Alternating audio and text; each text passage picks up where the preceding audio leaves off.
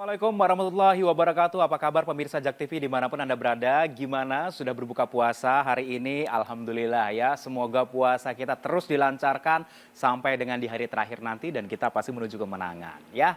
Berjumpa lagi bersama saya Isahkan dalam program Muslim di Rantau. Seperti biasa pemirsa Jak TV, nanti kita akan melihat bagaimana perbedaan ataupun pengalaman teman-teman kita yang berada di rantau. Rantaunya di luar negeri ya. Dan kali ini nanti saya akan mengajak pemirsa semuanya ke Washington DC, Amerika Serikat untuk melihat pengalaman para teman-teman kita yang berada di sana melaksanakan ibadah puasa, sahur, berbuka puasa ataupun tempat-tempat muslim yang lainnya. Nah, nanti kita akan menghubungi rekan kita, ada Gandira Pratama yang nanti akan bercerita nih tentang masalah pengalamannya di sana selama di Washington DC, Amerika Serikat dari VOA ya. Sepertinya sudah nggak sabar nih, kita pengen lihat bagaimana tayangan-tayangan ataupun nuansa bulan suci Ramadan di Washington DC, Amerika Serikat. Kita lihat ya, nuansa sahur di Washington DC, Amerika Serikat. Ini dia tayangannya untuk Anda.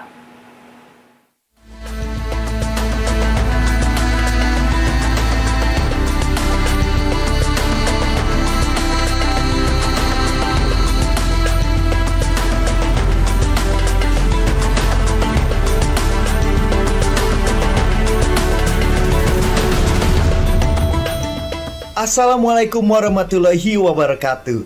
Halo pemirsa, saya baru saja bangun pagi nih. Sekarang waktunya sekitar 2:30 pagi dan saya masih ngantuk, mau tidur lagi. Tapi saya nggak bisa karena waktunya untuk sahur. Dan kebetulan saya udah janjian dengan dua roommate saya. Yang pertama adalah seorang muslim juga, dia adalah orang imigran juga, keturunan Turki. Dan yang satu lagi adalah orang Kambodia yang Kristen. Nah, ini yang menarik tentang rumah ini nih, karena di sini ada banyak sekali budaya. Dan pemirsa, kita sahur ini tuh ya cukup spesial karena kita akan bagi-bagi budaya. Saya akan masak teman-teman saya makanan Indonesia yaitu soto. Roommate Turki saya akan membawa dessert. Saya penasaran dessertnya apa, pasti enak deh. Oke pemirsa, let's go sahur.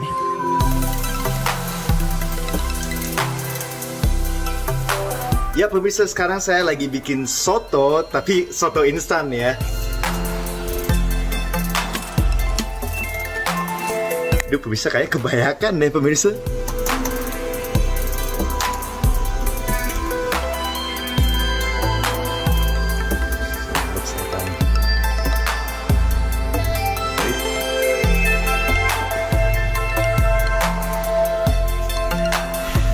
Right, yes, so we have soto.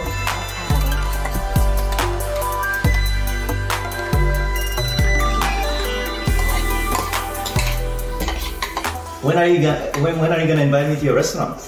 Man, you know you're always invited.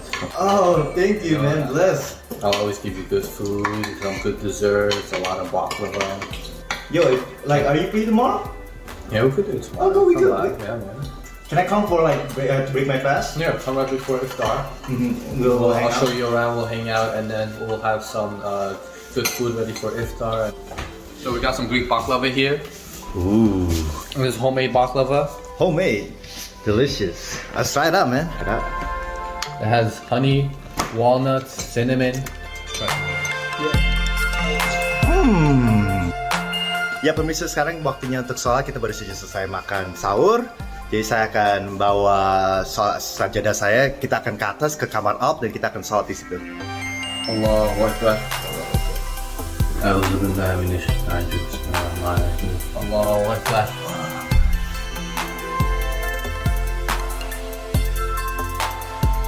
Nah pemirsa, itulah pengalaman saya sahur bersama teman-teman saya dan bagi-bagi budaya. Dan sekarang waktunya tidur.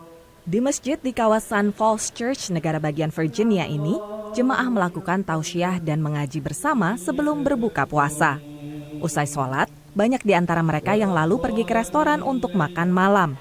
Tapi di sini maghrib dimulai menjelang jam 8:30 dan umumnya restoran tutup jam 9 atau 10 malam, terutama hari kerja.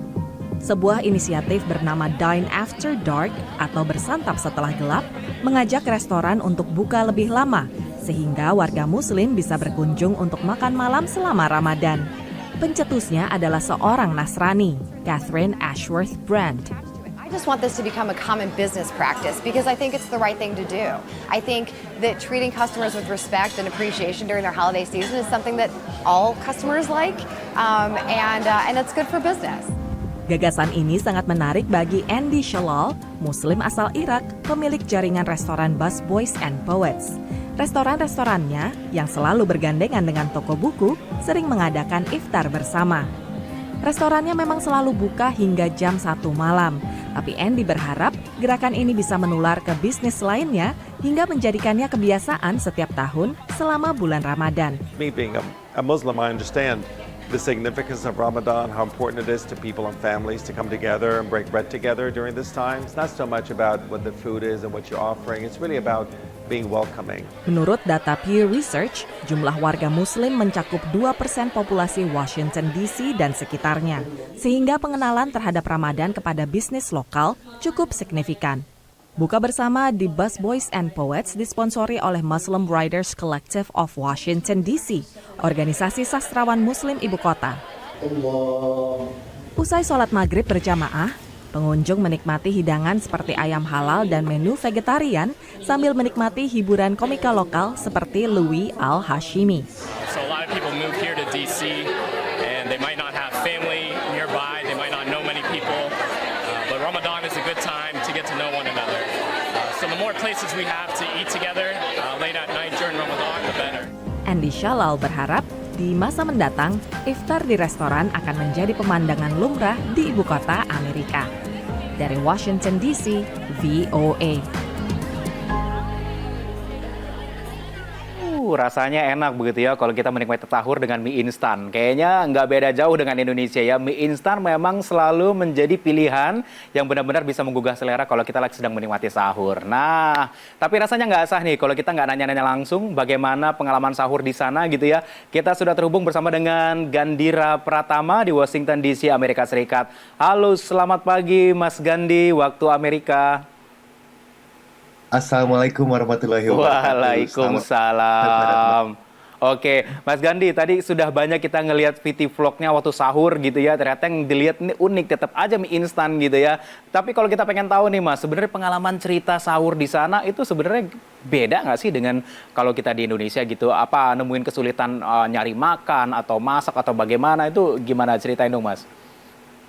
Jadi bedanya menurut saya yang paling signifikan adalah di sini saya sendiri ya. Mungkin ada teman saya, roommate saya yang Islam juga, yang jadi kita buka bersama dan juga sahur bersama, tapi nggak ada keluarga. Jadi paling sulit ya, seperti Anda katakan itu cari makanan atau buat makanan. Oleh karena itu saya biasa pilih mie instan karena cepat ya. Dan juga puasanya juga cukup berbeda waktunya ya. Jadi di sini sekarang nih itu subuh sekitar jam 6 pagi.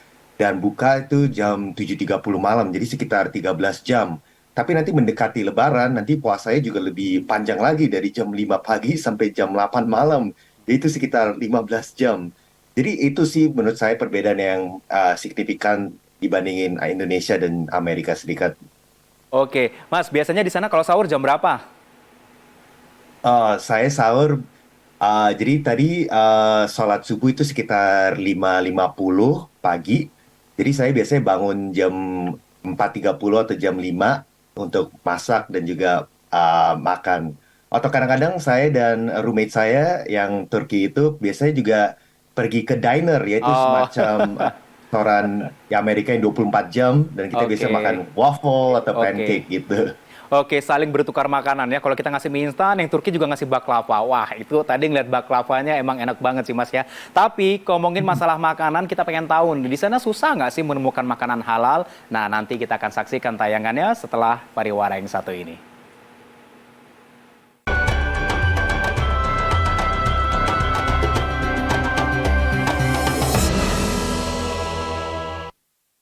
Nah, kalau bulan puasa ini kita harus nggak asing ya. Kita biasanya paling populer dengan makanan halal gitu. Nah, kira-kira kalau di Indonesia gampang banget cari makanan halal. Di mana-mana semua halal. Tapi kalau di sana, di luar negeri, susah nggak sih menemukan makanan halal ya? Nah, kita akan lihat nih liputannya untuk Anda semua.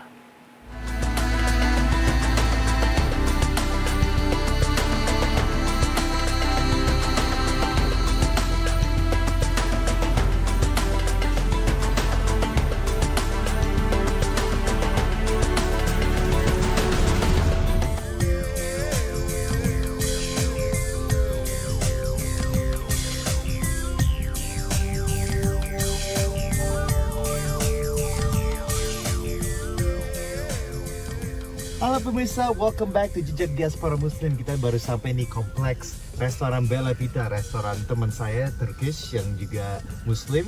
Jadi kita akan cari tempat parkir supaya kita bisa masuk dan bertemu dengan dia. Itu dia pemirsa di sana.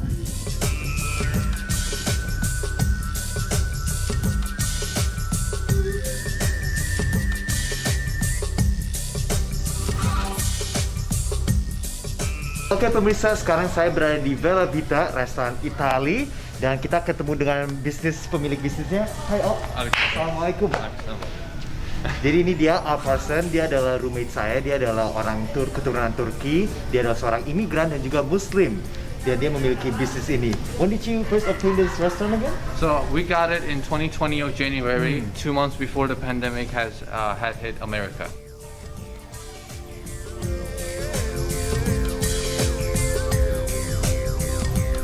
Wow, this place is beautiful. Thank you so much. Thank you so much.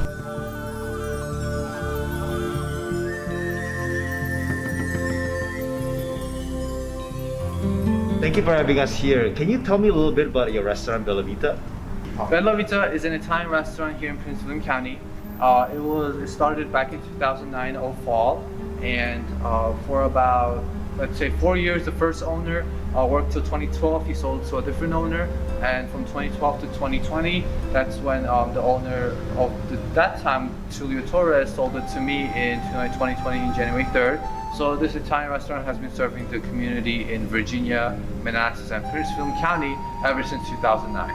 Oh wow, that's a long time, 10 years. And so you must have some loyal customers. Can you tell me about the customers that come to your restaurant? So Bella Vita's clientele is a lot of families. It is prominent white over here, white Americans. However, we do have a good, large diversity of African American. Because I have turned our dishes into more halal, and this halal is, of course, is an Italian cuisine.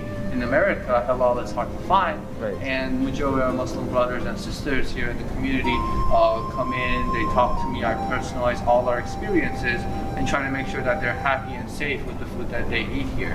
So let me ask you, what kind of halal meat do you serve? Do you serve just chicken, beef, or yeah? We do chicken and we do veal, steaks, we do ground beef as well. Our hamburgers are all homemade, our ribeye steaks. Also, we have a halal butcher shop we take it from. That's here within the same community. They help us provide these halal options. Thanks to that butcher market, we were able to give these halal options to our community better. And now that I think I explained a lot to you about Bella Vita, but I think now it's time to show you what it is that we do in the back of the house.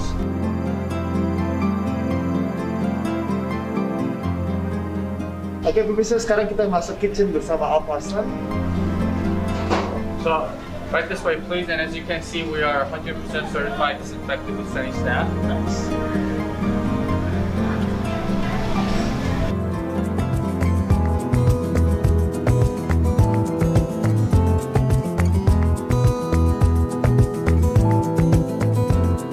So this is my big chef Juan, and he does all our pastas and our most popular food here. He's the best in the world, along with Edad as well, and Melissa's back over there. So what he's about to do is a penne dish with pink sauce and chicken, and of course the chicken is padana, you know.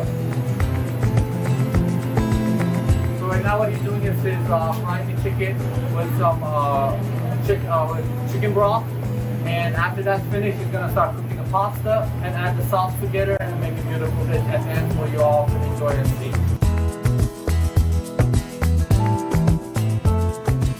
Sekarang dia ada taruh mentega di ayamnya. Dan seperti Alf jelaskan, ditaruh chicken broth juga supaya lebih kerasa ayamnya. Kasih a little bit oregano atau pepper tuh.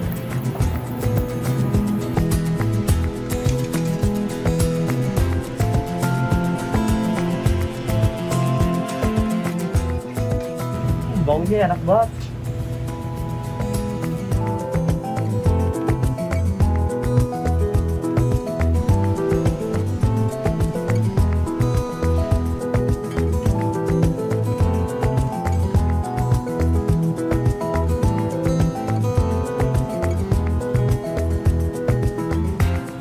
and they kick it off. di openingnya yang dibuat untuk kita agar kita bisa menikmati iftarnya nanti.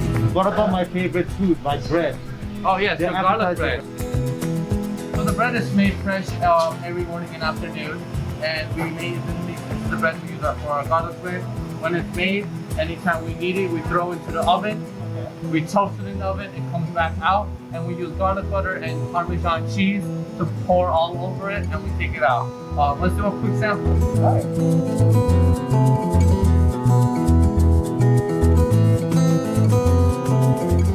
See, the bread is browned in garlic. We put a lot of butter and a lot of Parmesan cheese on top. This is our popular garlic bread. No customer fails to ask for the garlic bread. Wah, pemirsa, sepertinya udah waktunya iftar. Oh, would you like to breakfast with me? Of course, let's Perfect. do it. I'm excited. Where should we sit? Okay, we can sit over there. Okay.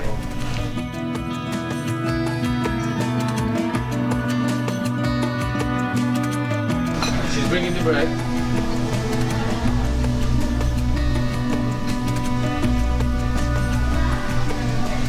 Alhamdulillah. So this is the garlic. Fresh. Fresh, amazing. Yes. Pemirsa, ini roti salah satu roti favorit saya di seluruh negara bagian Virginia karena garlic dan cheese itu sangat diserap dengan roti, jadi kenyal, enak, asin. Coba ya. Crispy tapi dalamnya soft. Yes. Oh, amin.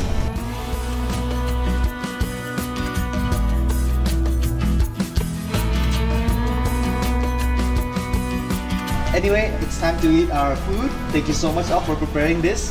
Ini makanan Italia yang halal. Jadi kalau misalnya pada ngunjungin nih negara bagian Virginia, ini restoran yang harus dikunjungi nih. Kita coba ya. This is really good, bro. I love it. Ternyata setelah buka puasa begini, lihat tayangan-tayangan tadi, langsung makin berasa laparnya ya. Kita tanya ke Mas Gandhi lagi. Mas Gandhi, kalau tadi sudah berkunjung ke makanan restoran Italia yang halal gitu ya, tapi kita mau tanya nih, banyak nggak sih memang orang muslim di sana yang berburu ke restoran halal dan juga makanan halal? Ya, jadi terutama di daerah situ ya, daerah Manassas, Virginia itu sekitar 45 menit dari Washington DC, di mana restoran itu 3% dari total populasi adalah warga Muslim. Jadi walaupun tidak banyak, tapi tetap signifikan ya. Dan yang menarik ya, sebelum pemiliknya yang sebelumnya menyediakan option halal, itu tidak terkenal di komunitas Muslim. Tapi setelah teman aku beli restoran dan menambah option-option halal, katanya keuntungan restoran naik 2-3 kali lipat loh. Jadi emang itu jadi tempat terkenal di komunitas Muslim, terutama karena tidak ada banyak pilihan restoran fine dining Italia yang juga halal. Jadi banyak teman-teman aku juga yang dari Washington DC sampai nyetir jauh hanya untuk ke restoran ini.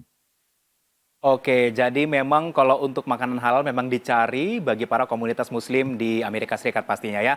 Nanti kita akan balik lagi Mas Gandhi, dan ini buat pemirsa Jak TV, kalau mau melihat sebuah masjid di Amerika, nanti saya punya tayangannya ya. Melihat masjid di Indonesia udah biasa, tapi kalau masjid yang ada di luar negeri, tentunya di Amerika Serikat, pasti luar biasa ya setelah usai jeda yang satu ini. Tetap bersama kami di Muslim di Rantau.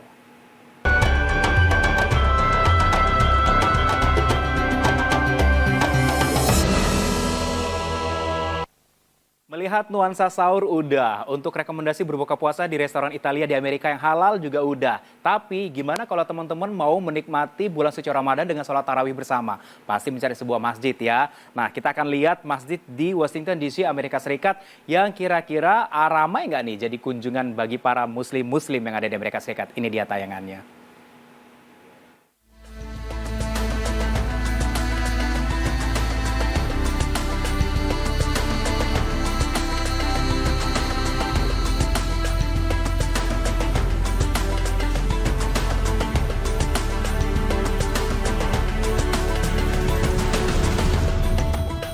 Kita akan stop by di mana, Ray?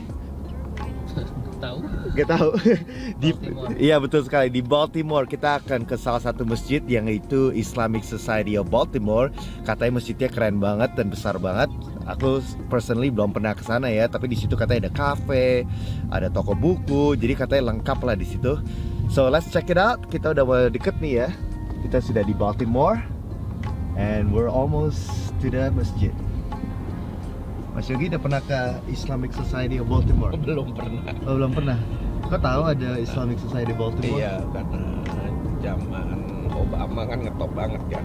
Oh, Pas gitu. Obama datang ke masjid ini gitu. Oh, jadi Obama pernah visit masjid ini? Iya, Oh, 2016. gitu. Menarik banget dong. Now, a lot of Americans have never visited a mosque. And to the folks watching this today who haven't, think of your own church or synagogue or temple. Akhirnya nih kita bisa lihat masjid yang Obama kunjungi. Itu tahun berapa, Mas? 2016. 2000 waktu pertama kali ini ya masuk office ya. Enggak dong, kan second term. Oh iya, second term ya. Akhir second term ya. Oke. Betul sekali. Jadi sedikit informasi mengenai Baltimore. Baltimore juga mempunyai populasi Muslim yang cukup besar, terutama karena ada banyak warga Afrika Amerika yang di sini. Dan Baltimore adalah kota ini ya, capital city of negara bagian Maryland kan? Oh bukan ya? Sotoy. Aduh, sotoy saya. Tapi ini Baltimore adalah salah satu kota terbesar lah di negara bagian Maryland, yang salah satu paling terkenal. Di sini ada one of my favorite football team sih, Baltimore Ravens. Dan kita baru saja nyampe nih masjidnya.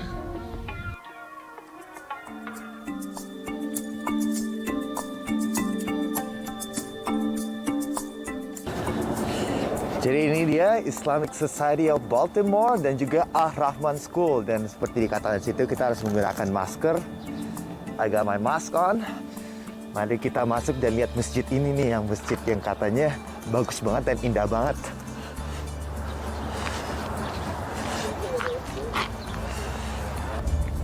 That's our new building. Oh, this is new. Yeah, this is a new. It just got done last year. Oh, okay, congrats. It looks really beautiful. Yeah, that's a new phase 3 of Islamic Society of Baltimore. Okay. Head of school Head and of the school. residence college. I see. And how do you like working here and like living here? It's an honor serving the Muslim community and being part of building legacy for our future of this ummah.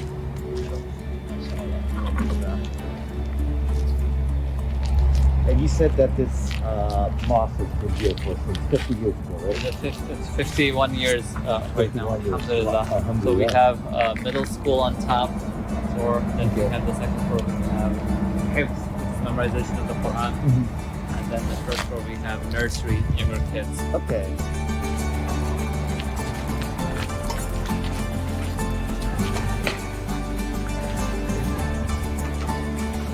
So if you want to do the wudu, because obviously Oke. Pemirsa, kita dikasih lihat nih tempat wudhunya, keren banget nih. Looks clean.